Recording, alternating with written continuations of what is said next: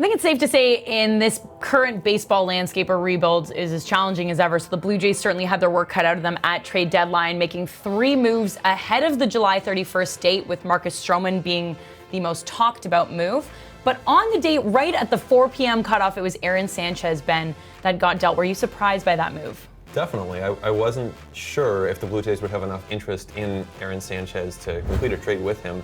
And then to see him go to the Astros, an interesting team, just because of how they've been able to work with other pitchers like Justin Verlander and Garrett Cole, Ryan Presley, really get the most out of those guys. So an interesting spot for Sanchez to go. And then Joe Biagini, I wasn't sure that he was going to get traded either. So a couple of guys that were kind of uncertain as far as the deadline, whether they would move, end up being traded, and the Blue Jays get back outfielder Derek Fisher. And Fisher, obviously not everyone quickly searching to try to get a feel for what this player offers, as he was the only part of this trade coming back to Toronto. What was your initial scouting reports on him?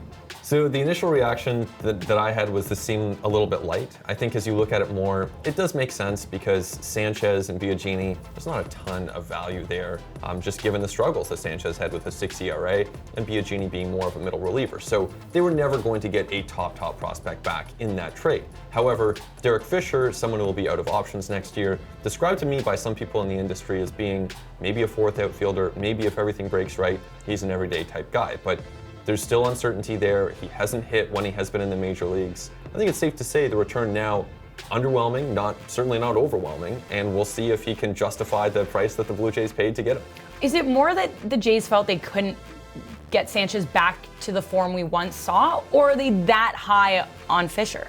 Well, I guess it's a bit of both. I do think that if the Blue Jays thought they could get Sanchez back to the 3 ERA, lead the league in ERA level, they wouldn't be trading him right now. So I think safe to say they don't think that that's going to happen with him. That's me reading between the lines, of course, but that's my impression. And then they do like Fisher, and they described him as someone who could be an everyday player, someone who can play all outfield positions. He legitimately has speed and power. There's just also a lot of swing and miss there, and it's not clear that he's someone who would ever be kind of an everyday guy that you count on in your lineup.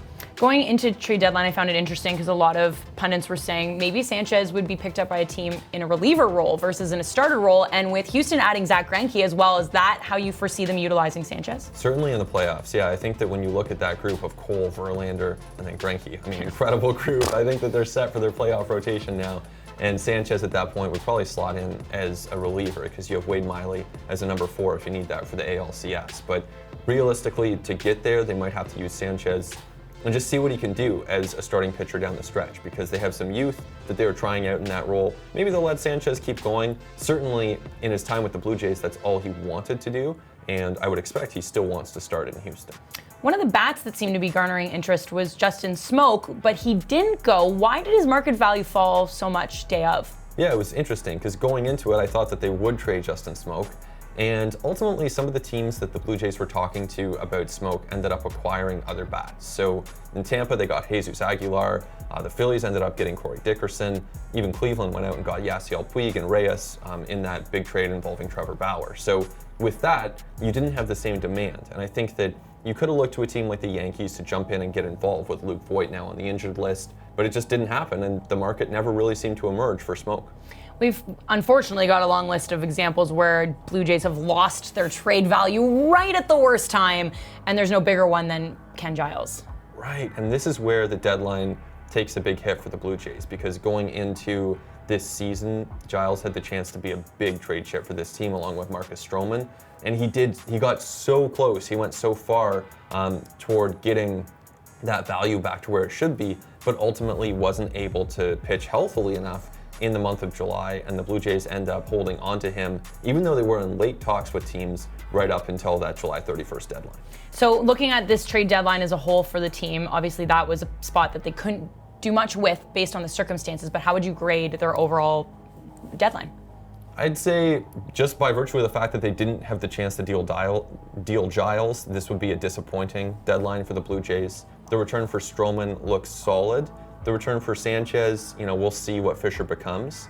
And clearly you were never going to get huge prospects for Phelps or for Hudson. So I think the fact that they couldn't deal Giles would make this deadline overall a slight disappointment for the Jays. One of the things Ross Atkins kept pointing to was 14 years of control gone, but 42 years of control gained. How do you read into that sentiment? Is that just sort of the name of the game now?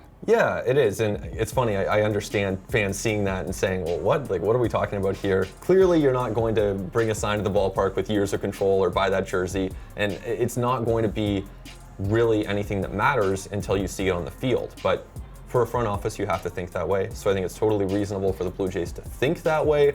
Whether you expect that to resonate with fans is a totally different question, and I wouldn't expect fans to view it that way.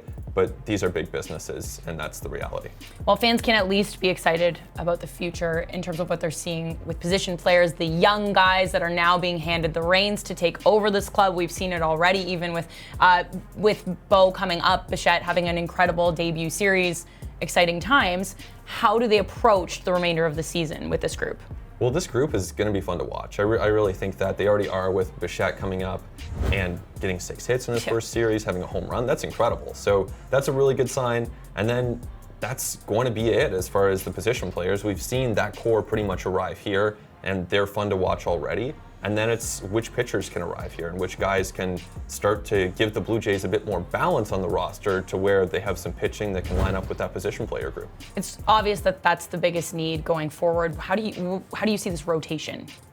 It's pretty empty right now. Right? With Stroman and Sanchez gone, yeah. So I think that they need to have success stories from guys like Jacob Waguespack or Thomas Pannone. Right now, they don't have enough arms to get them through a full season. Maybe Sean Reed-Foley comes and impresses, or Patrick Murphy finishes strong in the minors, but they're going to need a lot of guys to surprise people based on where they stand now as far as their prospect pedigree. Ross Atkins stood by the sentiment that 2021 is still the year he sees the Blue Jays contending.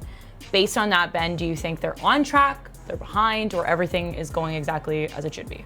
They should contend in 2021, I think. Yeah, I mean, if they're not contending, then there are big problems here. I think that if they're not at least competitive next year, then that would be a disappointment. This group has enough offensive talent to compete, and I think that there's pitching talent on the way to an extent. They're going to have to add to that this offseason, without a doubt, and they're going to have to add offense too. But they should be, let's say, more of a 75 or 80 win team next year, with room to be a bit more impressive than that. So fans just have to hold on a little longer. Right, a little longer. Thank you.